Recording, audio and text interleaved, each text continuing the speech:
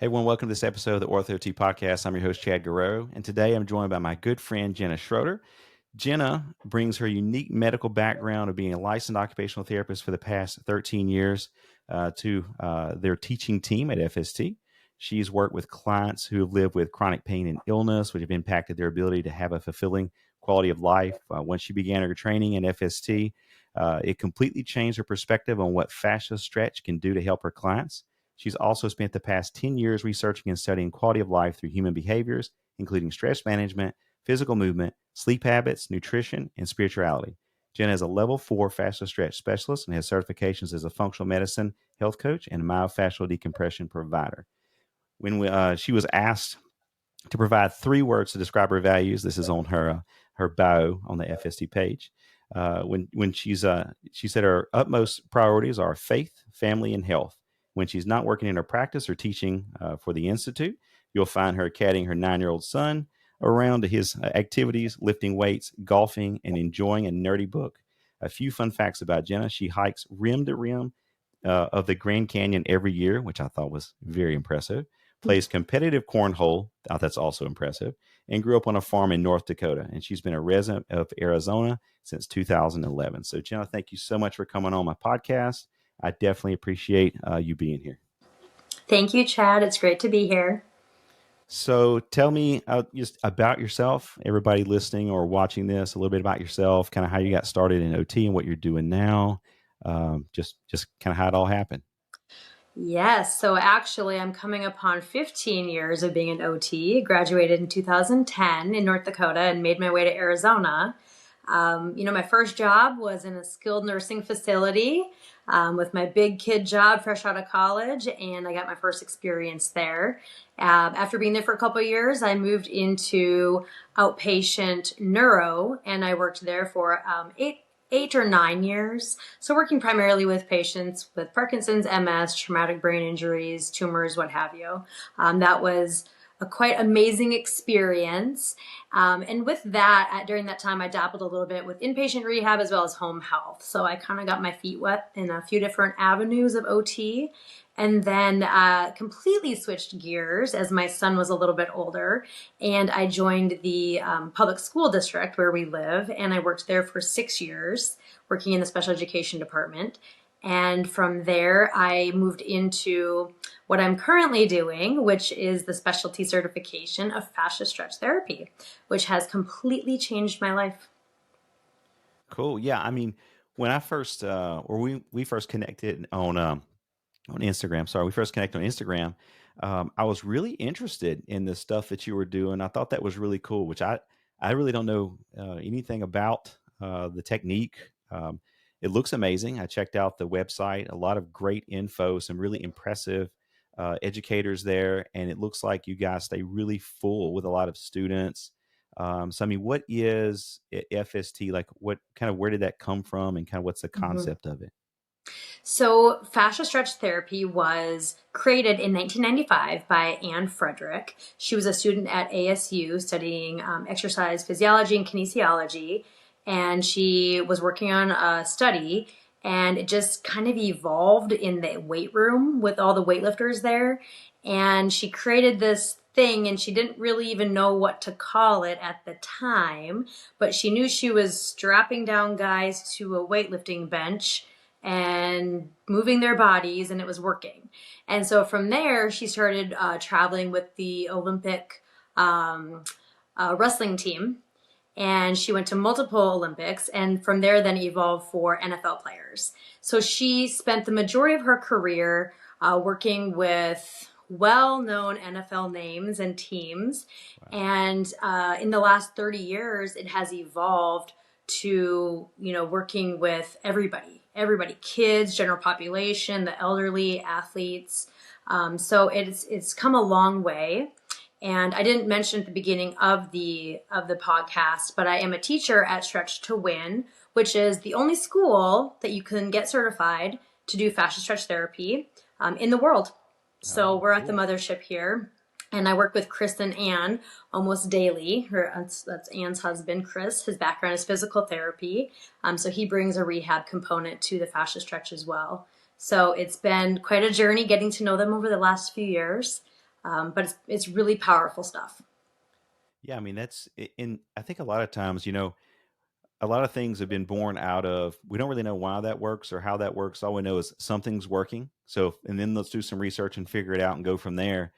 And even for me, I've had things I've done over the years that I've kind of stumbled upon. I'm like, man, that's pretty cool. This is an interesting situation. I'm getting some results from, and it just kind of goes from there. And I think that's a pretty interesting just approach and technique. I mean, so like to get certified, if you want to be now, do you just do regular classes, or is it only the classes are only geared towards certification, or you can kind of pick up a class and build Hmm. towards a certification? How does that work if you're trying to get Hmm. certified?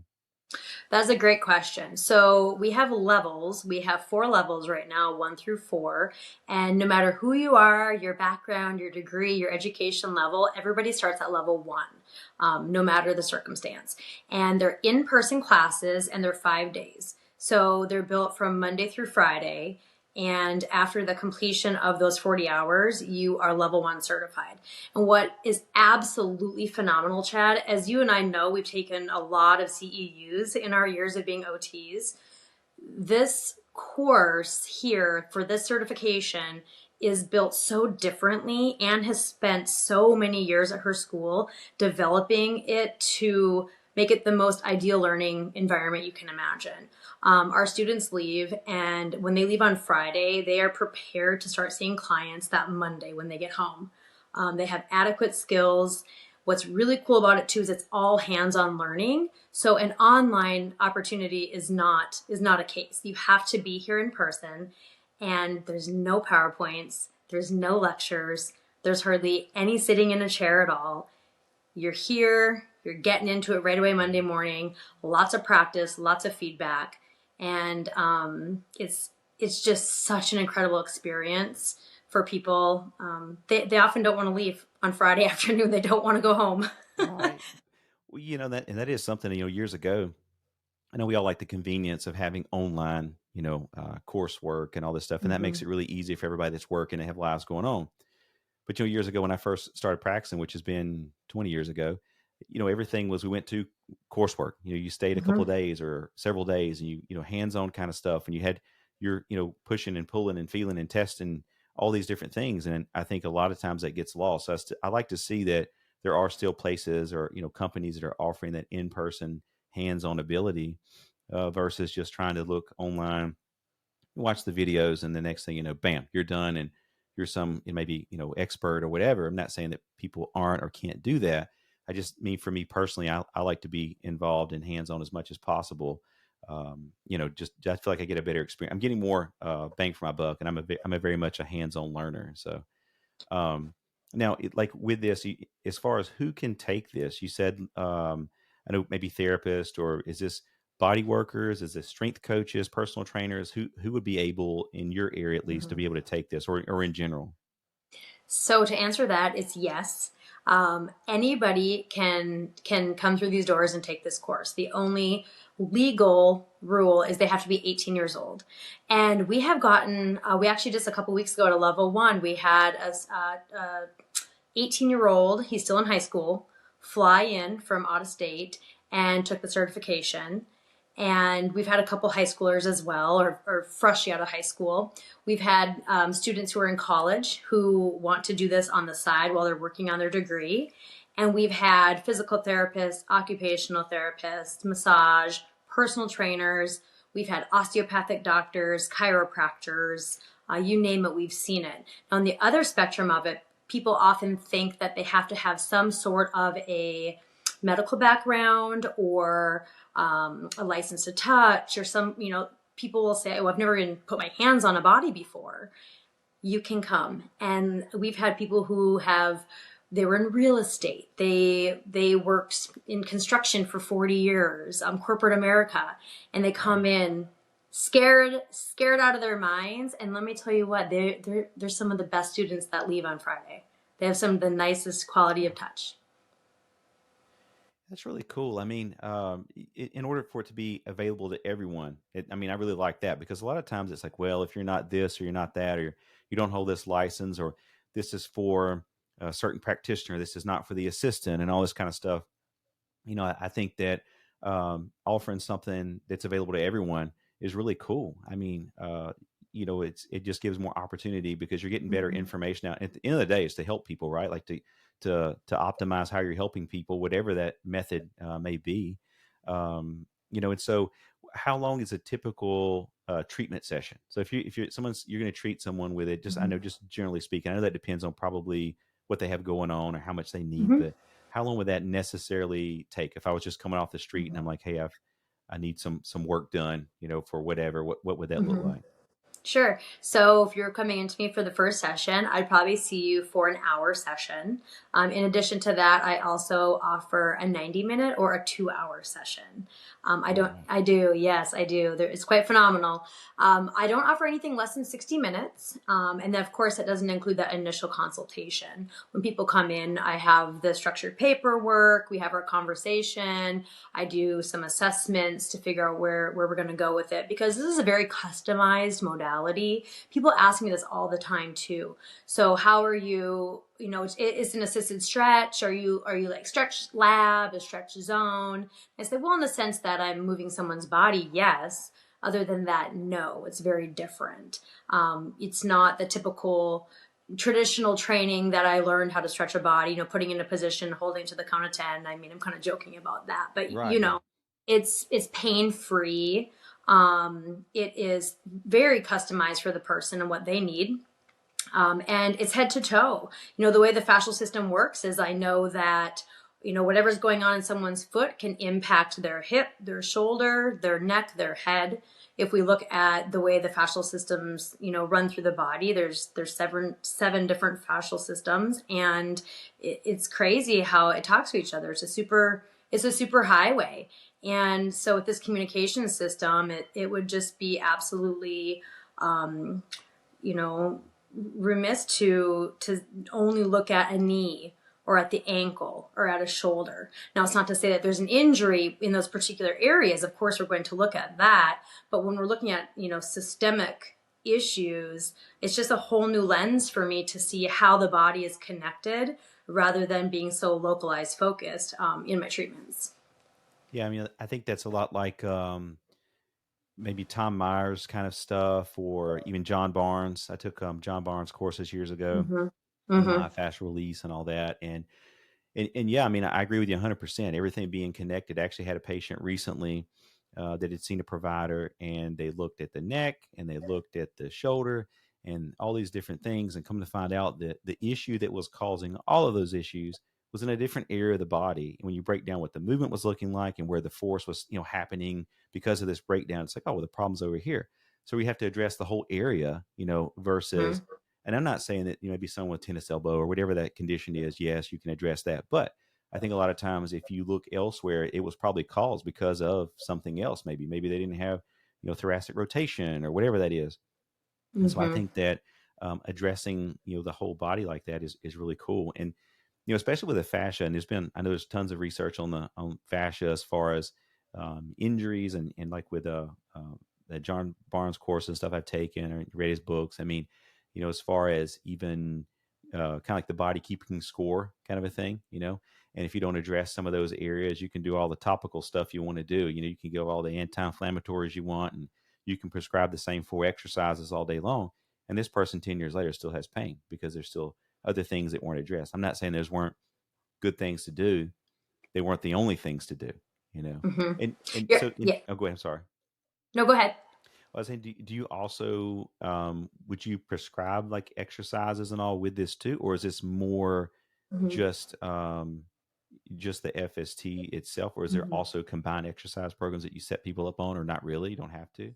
What that looks like is I typically will do a little bit of both. So the meat and potatoes of my sessions is the fascia stretch therapy, and it's a very relaxing environment. A lot of my clients will even say that they feel more relaxed here than when they're getting a massage.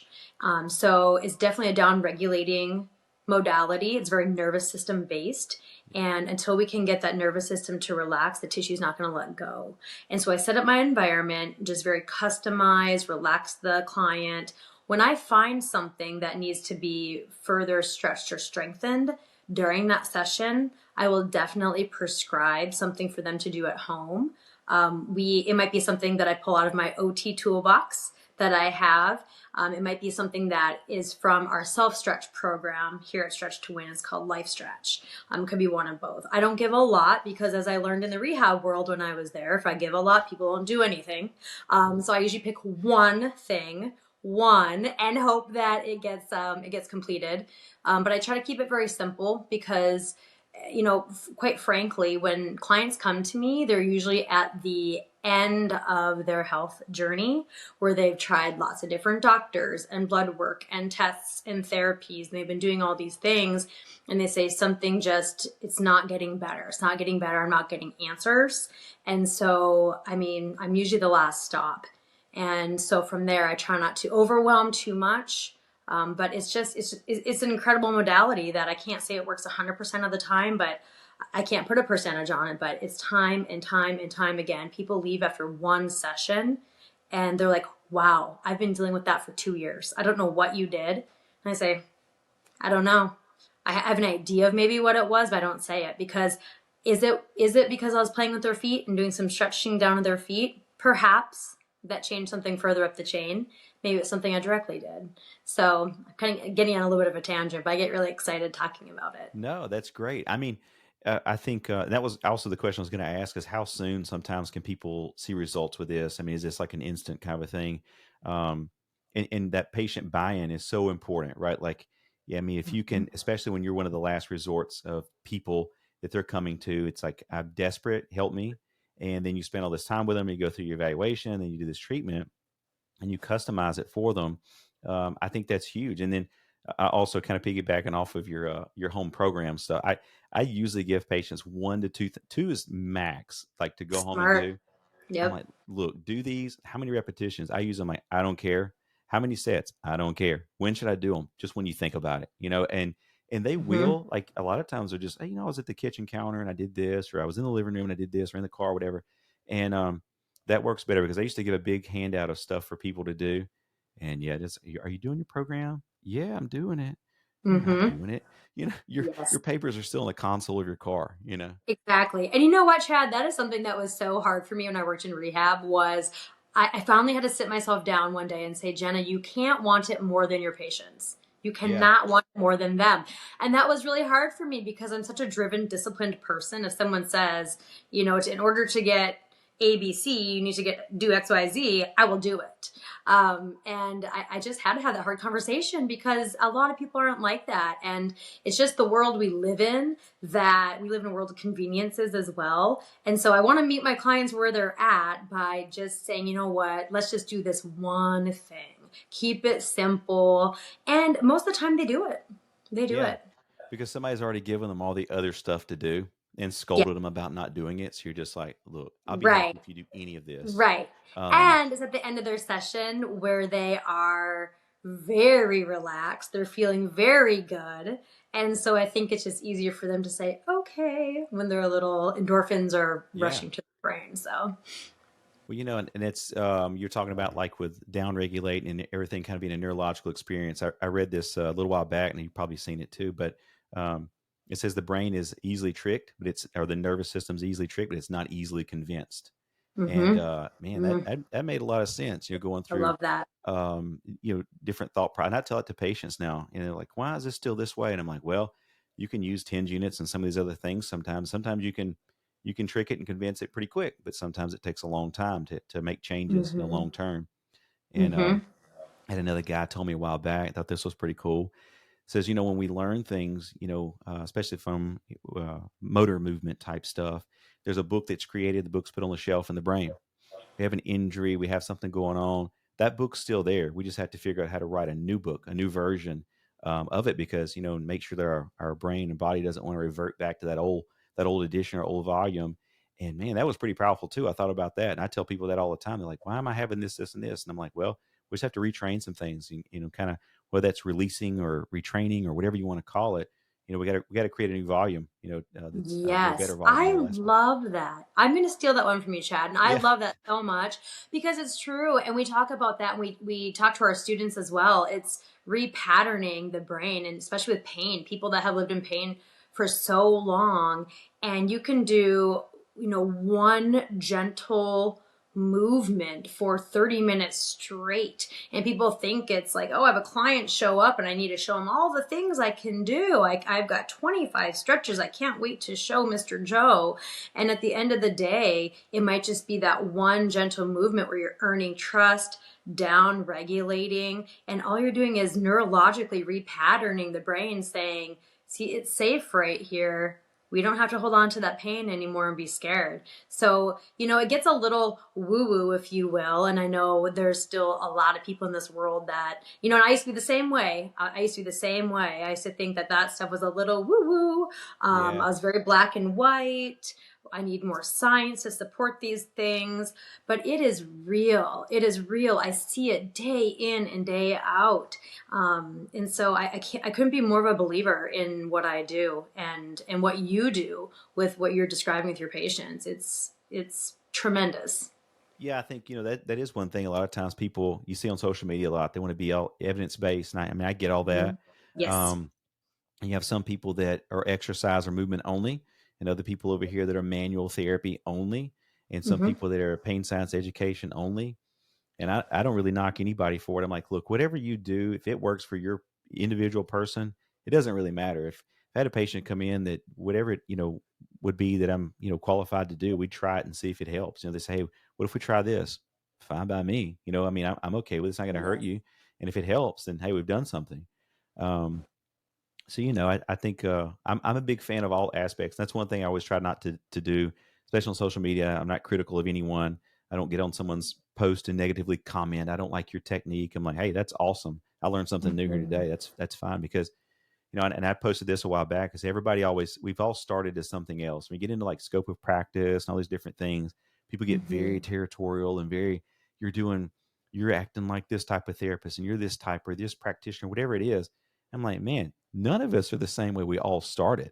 No, thank Mm-hmm. goodness, that's, because science and research Absolutely. and things have evolved Mm-hmm. and Mm-hmm. civilization has evolved. And um, so I'm grateful for that, and I think that again, all aspects of that are beneficial. Anything that works, I'm all for it. So I uh, agree. And I've always been that same way, Chad. And I think it was a very hard thing for me when I worked in the rehab world because of that reason. And everything needed to be very science based. And where's your evidence for this? And I was doing things, sorry, Medicare, that was maybe not, but it was working. And I was the yeah, same way where if I knew it's not going to hurt me or my patient, I'm right, trying it because that's how science starts. That's how new things evolve is new techniques are trialed and even if there's not the science yet, it's ever changing. It's ever changing. right. Yeah, I mean, it's even like I think about the osteopathic profession. The history of that with Dr. A.T. Steele and because Mm-hmm.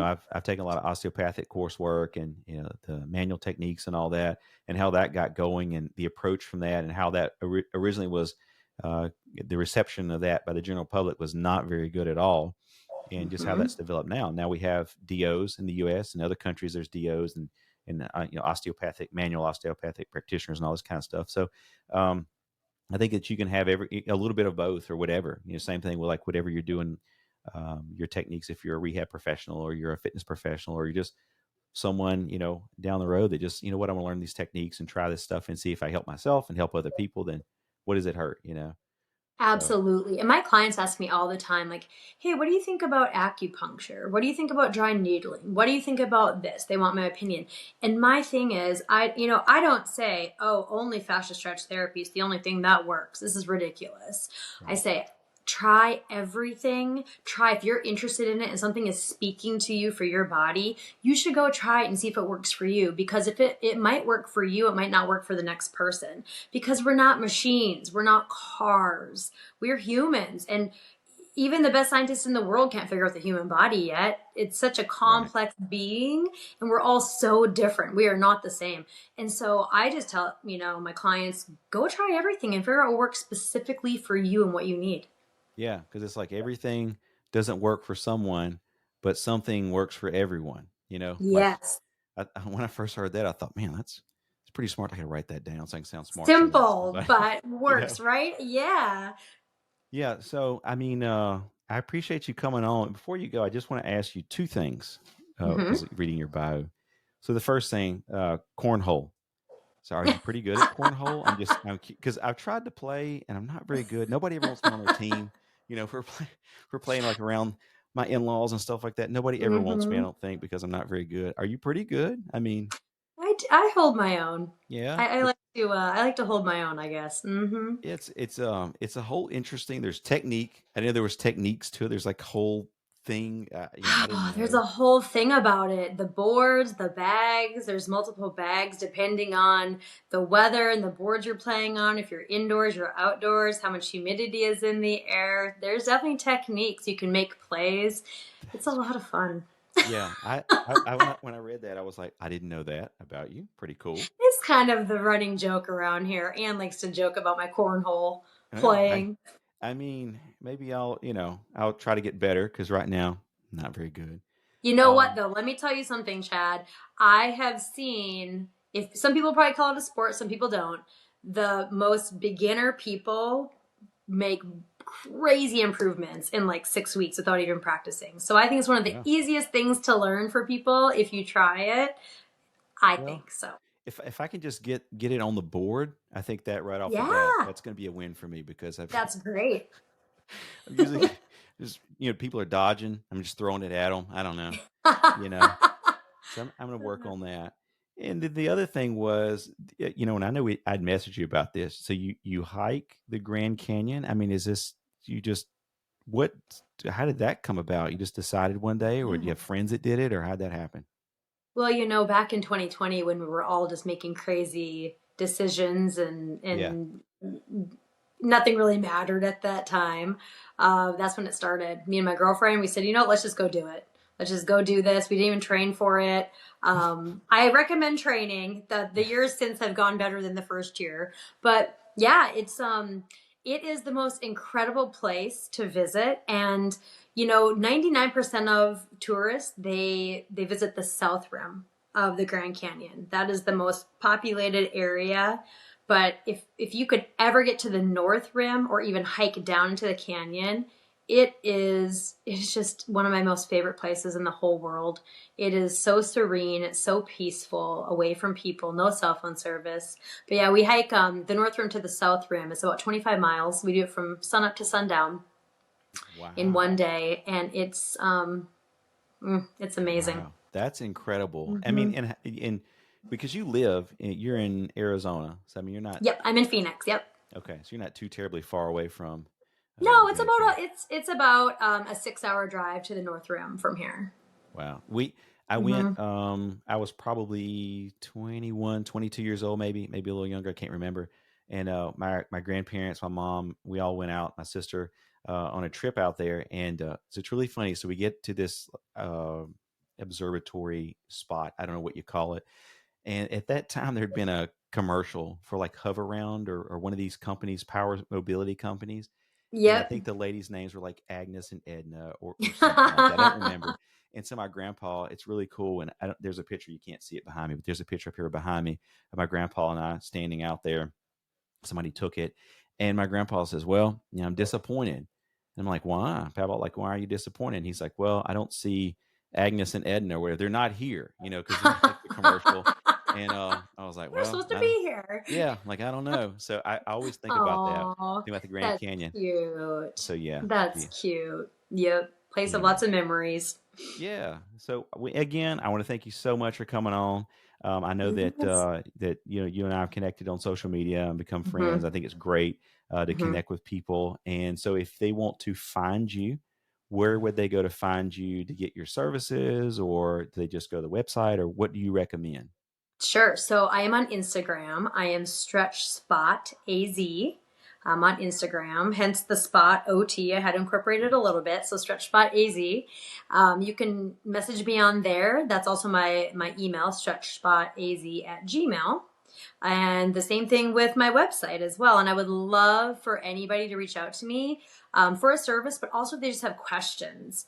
If people want to learn more about it, they want to ask what I do, they want to learn about the certification. I love to talk about it, and I especially OTs or OT students. It's such a cool thing to have in the toolbox as well. So please, I'm open to conversation. Reach out to me, and I'd love to chat a little bit more.